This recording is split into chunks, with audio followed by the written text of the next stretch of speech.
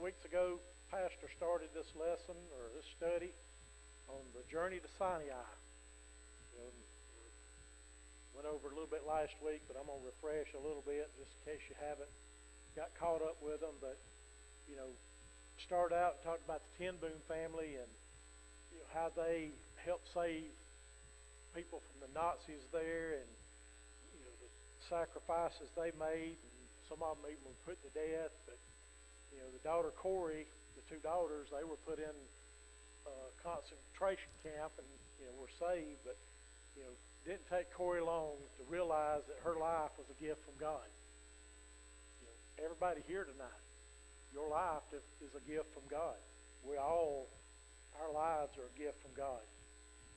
It didn't take her long to realize that, and she was a wonderful example of what it means to wait on God. She was in that camp, and I'm sure, she wanted to be rescued every day, but that didn't happen. And she sat there and patiently waited, and eventually got released. But she waited on God. She waited on God, His time, to take care of her. The children of Israel, they weren't much like Corrie ten Boom. They didn't wait. They refused to wait on God. They wanted to take matters in their own hand on their journey of faith. Because God demonstrated care for those children of Israel time after time, just like He does us today. The first thing we saw was the glorious journey. Moses, he was the leader of the Israelites for this journey. We saw that God always has a man, always has His man. From his childhood to the palace, Moses' journey was an example of a man who was a friend of God. Moses, through his faithfulness, had merited the privilege to speak to God as his friend. First time Moses spoke to God was through the burning bush. Then we saw the reunion when Moses went up on Mount Sinai and to commune with God again. He was up there to get the tablets, the Ten Commandments. But he communed up there for 40 days and nights. Didn't stop to eat.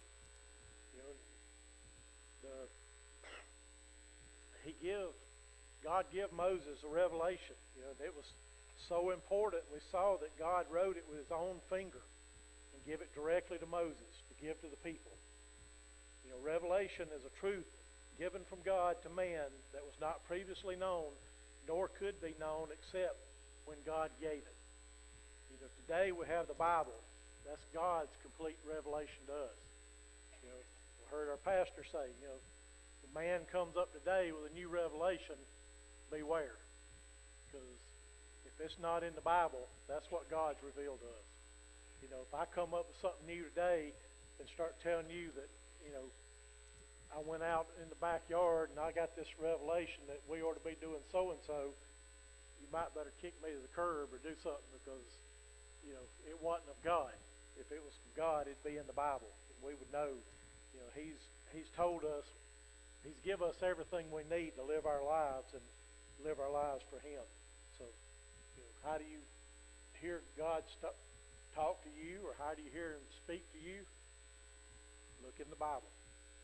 It'll give you the answers for what you need. Then we saw the grievous juncture, that started with the impatience of the people. We saw that the people, Moses was up there for 40 days and nights. They didn't know what had happened to him. They didn't know what he was going on, but they started getting impatient. Sometimes we get impatient. We don't want to wait on God. We want to take matters into our own hands. The Israelites, not only did they doubt, they demanded their own way. They went to Aaron and said, "Up, make us gods." They wanted Aaron to make gods for them to worship. They were forgetting about the true God that had delivered them from so much and had been so good to them so far. They making the idols, we saw the idolatry of them. You know, sometimes we act just like they did. Aaron made the golden calf. He took the gold that from them, collected the gold, made the golden calf for them to worship. But today we have to remember, what is our golden calf? It might not be a calf made and sitting there of gold, but we take many other things to be our idols. We use anything that you put before God is an idol. If you put that new bass boat before God and can't come to church on Sunday, that's become your golden calf. If you take that lake house or that mountain chalet or whatever it is that you may have, and you put it before God on a weekly basis, there's nothing wrong with having a vacation place or going and taking a vacation, but when you put it in front of God week after week, no matter what it is, then you've let that become an idol in your life, and you've let that take the place of God. We saw how the people acted. It said they rose up early, brought offerings, and ate and drank and played. Well, they did some spiritual things. They did bring the offerings, but then we saw where they got past that. They were even,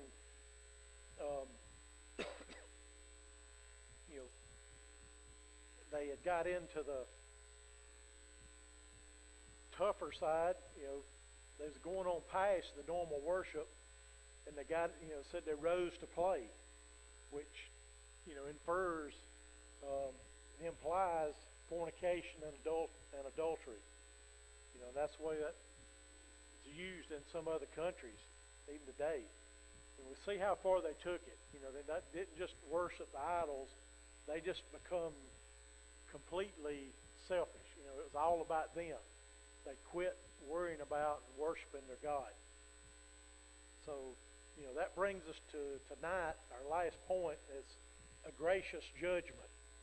And in Exodus 32, 30 through 33, or 30 through 33, it says, "And it came to pass on the morrow that Moses said unto the people, Ye have sinned a great sin, and now I will go up unto the Lord. Peradventure I shall make an atonement for your sin. And Moses returned unto the Lord and said, Oh, this people have sinned a great sin, and have made them gods of gold. Yet now, if thou wilt forgive their sin, and if not, blot me, I pray thee, out of thy book, which thou hast written. And the Lord said unto Moses, Whosoever hath sinned against me, him will I blot out of my book." We see Moses here. He's going to intercede for his people. He come back down the mountain and saw what they did, and now he's trying to go to Jesus, go to God, and get atonement for what the people did.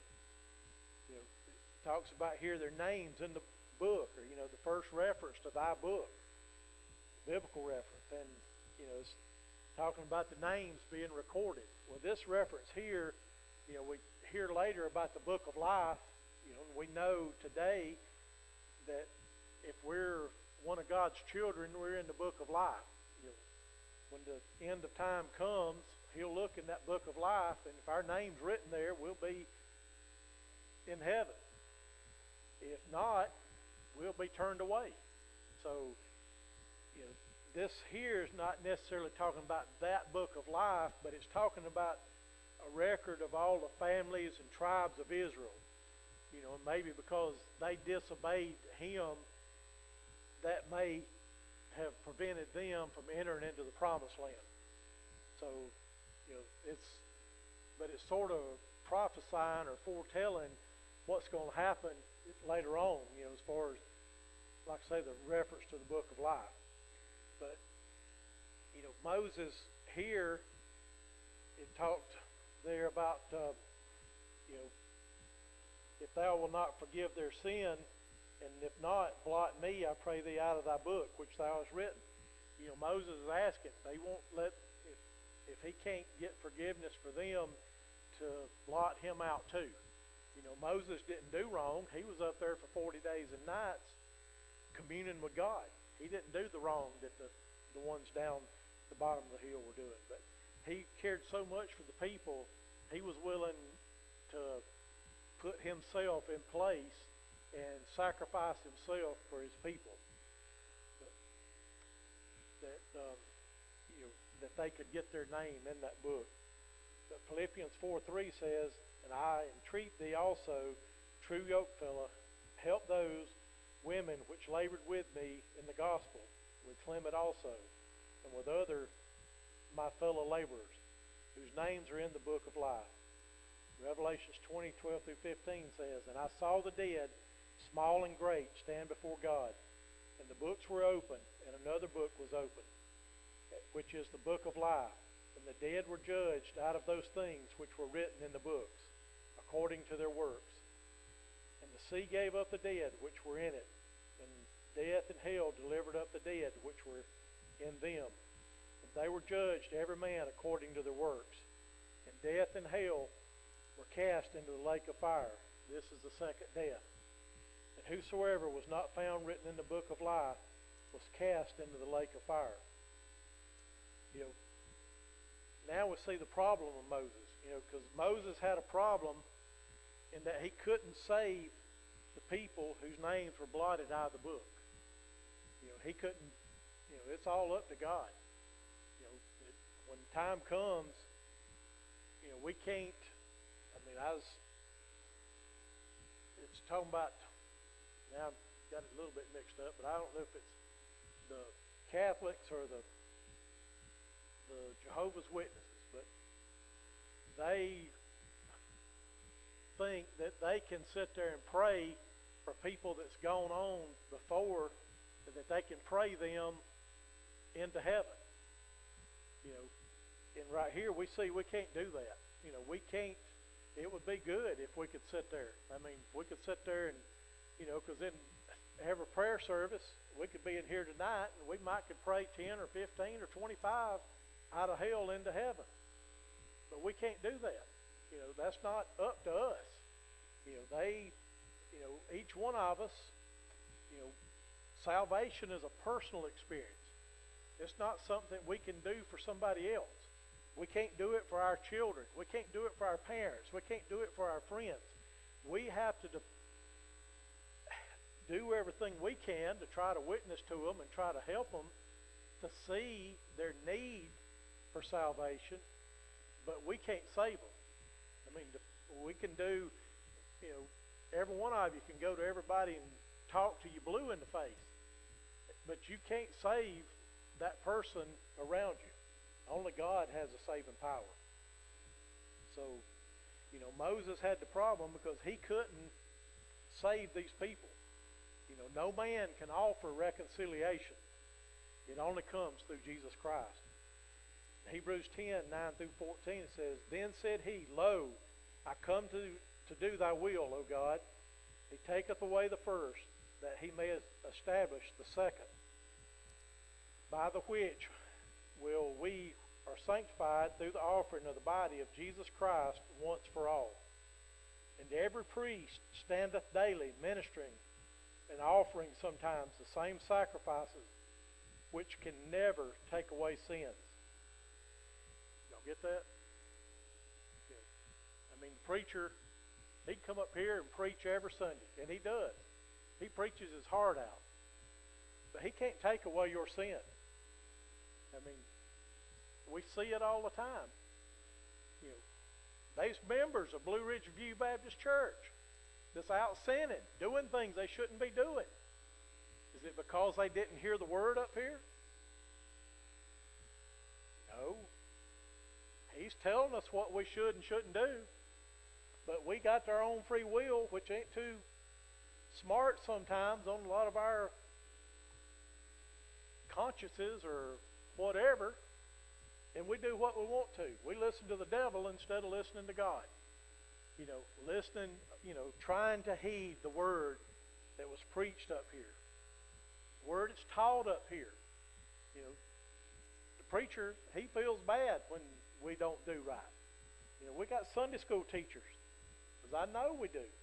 They feel bad when some of their students, some of their people in their classes, they hear on Sunday and then they out caught doing some grievous sin on Monday or Tuesday or Wednesday. And it breaks their hearts because they want all of us to do right.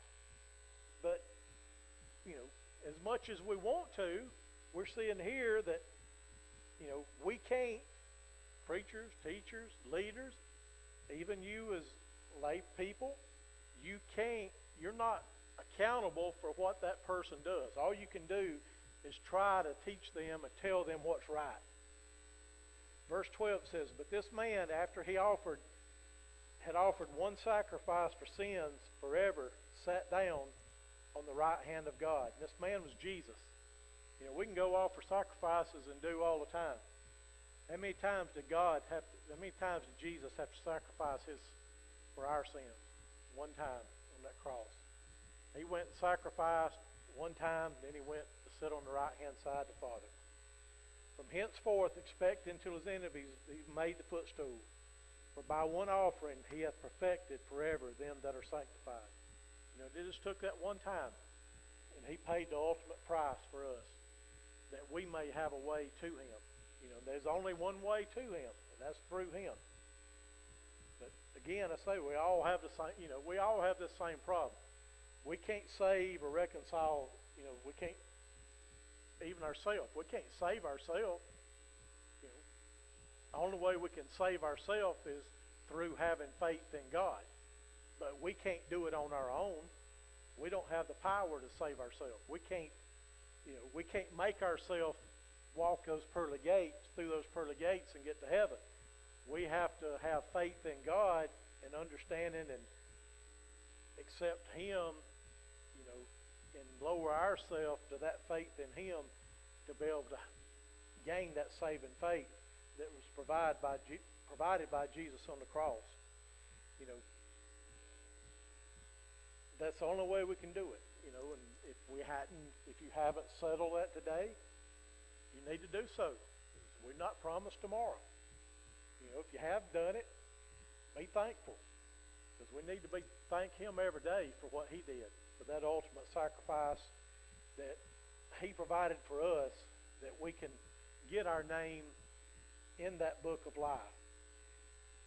What we see in conclusion is that while Moses was enjoying a glorious encounter with God, the children of Israel were at a grievous juncture.